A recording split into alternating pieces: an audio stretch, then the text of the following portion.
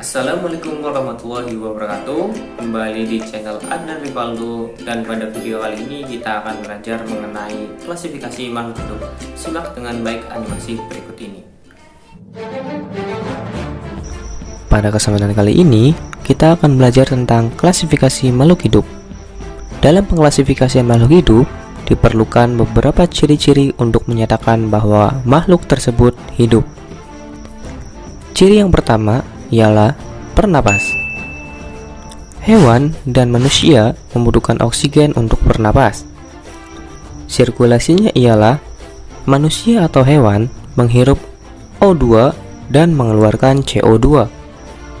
Sedangkan tumbuhan menyerap karbon dioksida atau CO2 dan mengeluarkan oksigen atau O2 sebagai bentuk pernapasannya.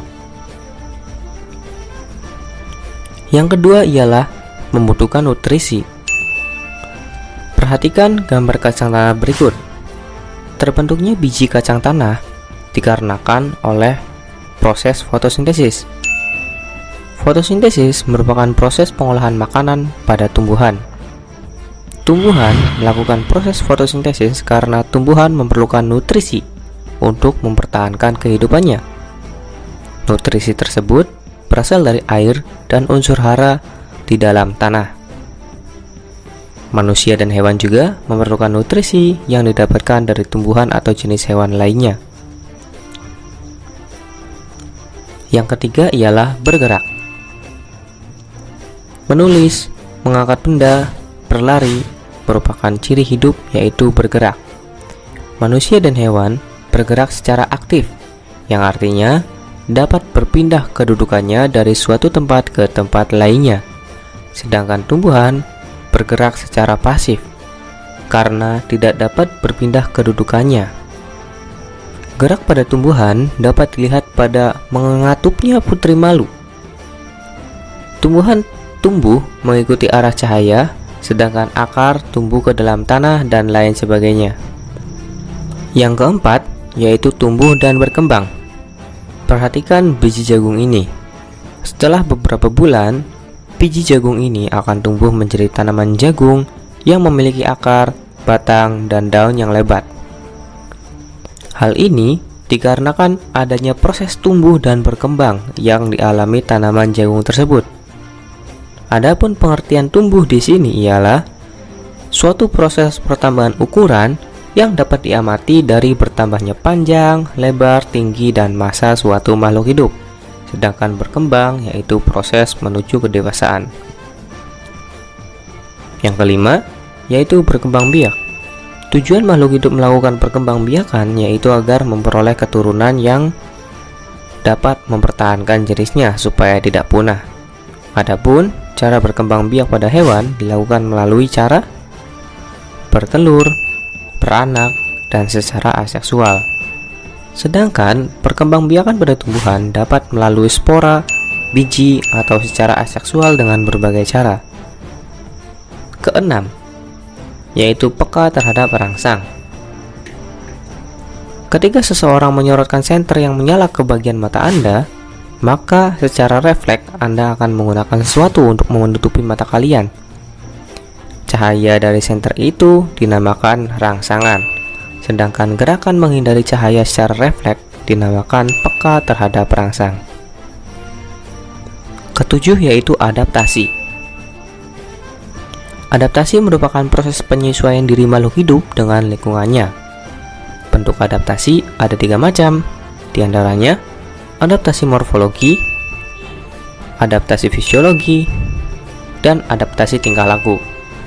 Contohnya bisa dilihat pada adaptasi morfologi. Penyesuaian bagian tubuh terhadap lingkungannya, seperti gambar tersebut. Adaptasi fisiologi, penyesuaian fungsi alat tubuh terhadap lingkungannya, seperti dicontohkan pada gambar tersebut. Dan adaptasi tingkah laku, seperti yang dicontohkan pada gambar tersebut. Selanjutnya, kita belajar mengenai ilmu yang mempelajari tentang klasifikasi makhluk hidup, atau disebut dengan taksonomi. Tujuan dari taksonomi adalah untuk memudahkan dalam mempelajari makhluk hidup. Perhatikan tingkatan takson berikut ini. Yang paling tinggi ialah kingdom. lalu dilanjut dengan filum untuk hewan, sedangkan divisi untuk tumbuhan, dilanjut dengan kelas, ordo, famili, genus, sampai kepada spesies. Dua individu dikatakan satu spesies apabila disilangkan menghasilkan keturunan yang fertil atau subur. Lalu, kita akan belajar mengenai sejarah sistem klasifikasi. Awal mula sistem klasifikasi hanya terdapat dua kingdom, yaitu kingdom Plantae dan kingdom Animalia. Plantae memiliki ciri tidak dapat bergerak aktif dan bisa menghasilkan makanannya sendiri. Sementara Animalia dapat bergerak aktif dan tidak dapat menghasilkan makanannya sendiri. Seiring dengan perkembangan ilmu biologi, ditemukan ciri yang membedakan antara fungi dan Plantae, sehingga fungi dipisahkan ke dalam kingdom yang berbeda, dikarenakan fungi memiliki ciri yang berbeda dari Plantae, yaitu fungi ini memiliki sifat heterotrof, alias tidak dapat menghasilkan makanannya sendiri. Fungi di sini salah satu contohnya ialah jamur.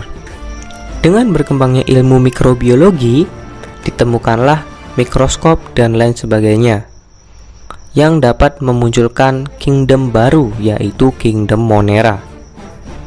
Monera memiliki ciri unicellular prokariot. Prokariot itu artinya tidak memiliki membran inti atau tidak memiliki nukleus. Sementara bagi Plantae, Animalia, dan fungi itu kesemuanya memiliki membran inti atau disebut dengan eukariot. Adapun yang termaksud dari kingdom Monera yaitu bakteri dan cyanobacteria. Selanjutnya, ditemukan kingdom yang baru, yaitu kingdom Protista, yang dimana Protista ini berisi makhluk hidup yang diambil dari kingdom-kingdom lainnya, seperti ganggang dari kingdom Plantae, protozoa dari kingdom Animalia, jamur air dan jamur lendir dari kingdom fungi. Keempat kingdom Plantae, Animalia, dan fungi Protista semuanya eukariot alias memiliki nukleus. Sementara hanya Monera saja yang prokariot atau tidak memiliki nukleus dan bersifat uniseluler. Nah, sistem klasifikasi 5 kingdom inilah yang digunakan hingga saat ini. Berikutnya, kita belajar mengenai sistem penamaan makhluk hidup yang ditemukan oleh Carolus Linnaeus. Sistem penamaan ini disebut binomial nomenklatur atau sistem tata nama ganda. Sistem penamaan ini dilakukan agar makhluk hidup yang ada di dunia memiliki nama universal. Silakan dibaca untuk sistem penamaannya. Untuk contohnya, yaitu kita ambil di sini Oryza sativa atau disebut dengan padi. Lihat cara penulisannya seperti itu.